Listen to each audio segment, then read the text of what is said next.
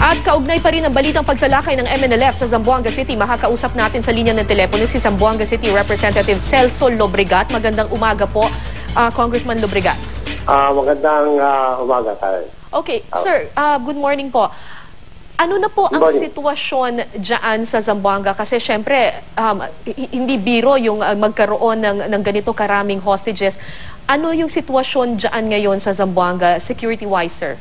Actually, nandito ako sa Manila. I was in Zamboanga over the weekend, pero bumalik ako gabi because we have sessions today, no? Opo. But very, very early this morning, I got a call from barangay captain of Barangay Santa Barbara informing me that there was this situation in Zamboanga and that they were presently in the mosque in Santa Barbara because there has been an evacuation, no?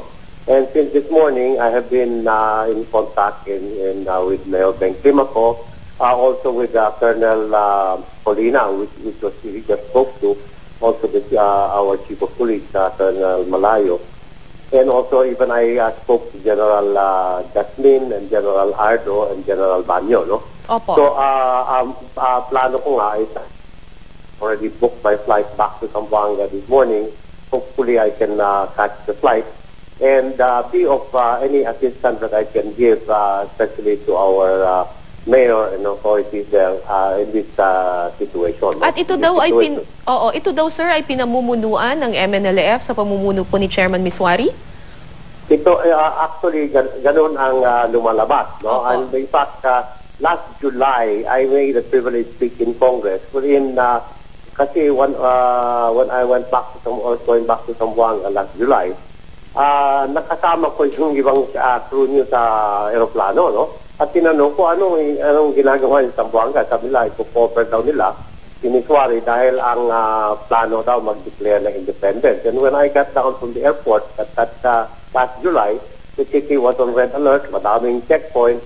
And so there was this press briefing by Miswari. He did not declare independence then, but he was stating that if more or less the government pursues the talks without including the parang MNLF, he will be forced to declare independence. And he declared independence, I think, last month, but that was in Olo.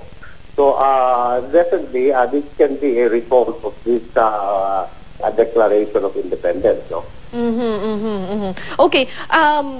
Tapos sir, so ngayon po, kasi syempre iniisip ng mga tao kailan magiging normal ang sitwasyon dyan sa Zamboanga.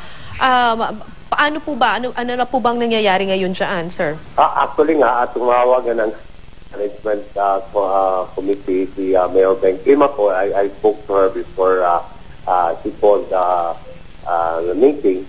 And that's why I told her that I will be flying back to be of any assistance that I can give, no? Alright, balitaan nyo na lang po kami, sir. Maraming salamat po, Zamboanga City Representative Celso Lobregat.